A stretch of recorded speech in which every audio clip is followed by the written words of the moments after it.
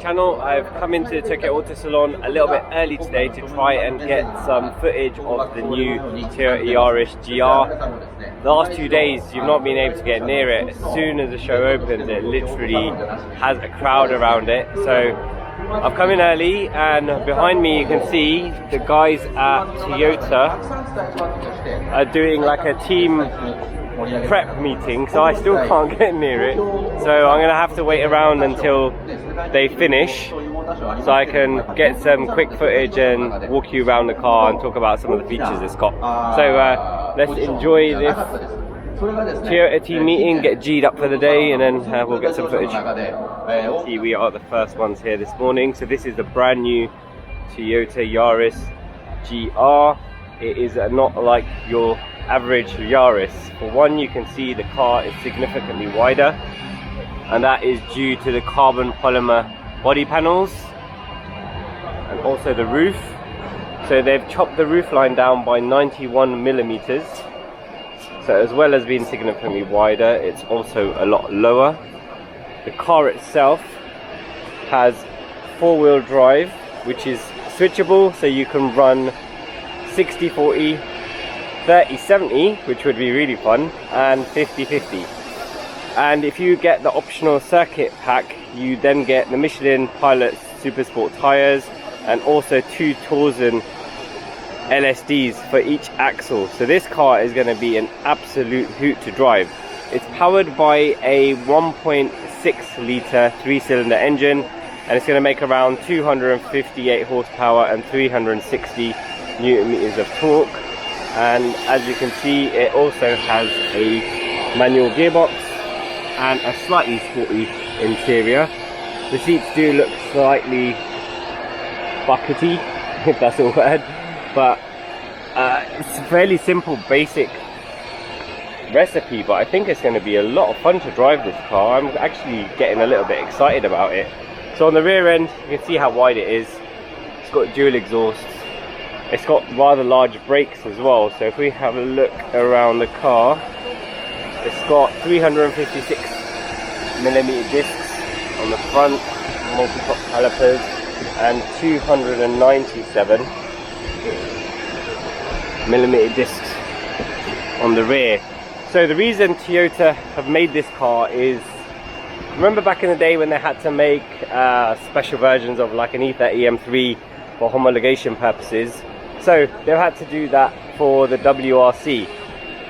So at the moment, when you enter a car into WRC, it can be quite a bit different to the stock car, but Toyota have gone so far with the changes they wanted to do, they've had to actually make a production car. So I think this car is going to be sold in around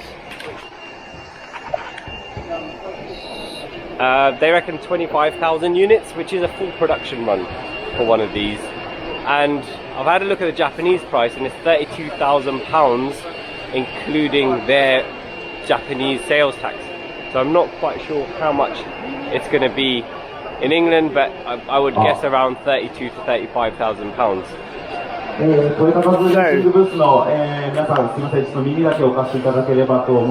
So, switch the camera back round again.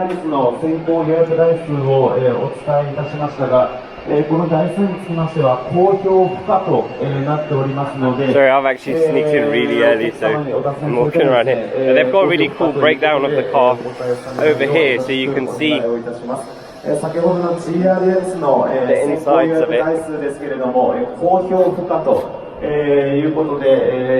So front mount air-to-air intercooler, quite a large rad behind that.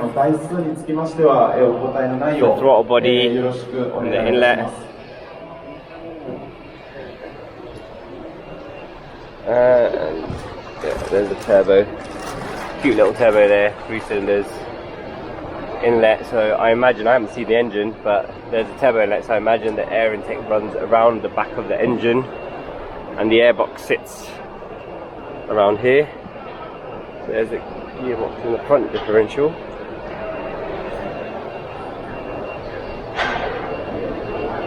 Got a little cap there. I assume for the European cars it's going to have an OPF, and that's why the Japanese version is going to make a little bit more power.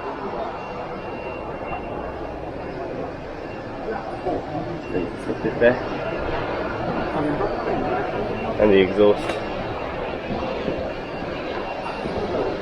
So they're the specs for the Japanese version. So 272 horsepower, so slightly more than the European version will get, and 370 newton meters of torque. So a little bit more power, but I'm assuming that's down to the OPF they're going to fit into the European cars. So overall, this car's been getting a lot of attention at the show. If I'm honest, it's been the car that's been surrounded the most. And if you consider what other cars are here, that's quite, it's surprising, but it's not, because a really small car with 260 odd horsepower, manual gearbox, with switchable kind of four-wheel drive, so you can have it rear-wheel bias. I think it's going to be an absolute hoot to drive. What do you guys think? Do you think we should order one as a project car? Because I'm really tempted. Let us know in the comments. I'm going off to Fuji Speedway now because I'm being invited over there by our distributor Hitachi to drive one of their cars. They haven't told us what it is yet, but last time we drove an A1 Cup car and they've told us this one's going to be a little bit faster. So I'm going to head over there now and I'll catch up with you guys later. Thank you for watching, guys. If you want to watch more of our videos, you can watch them over here. If you want to watch what YouTube suggests that you might like from our videos, you can watch them over here. As always, if you haven't already, please like our video and subscribe to our channel. If you've got any questions for us, please drop them in the comments below and we will do our best to answer them for you.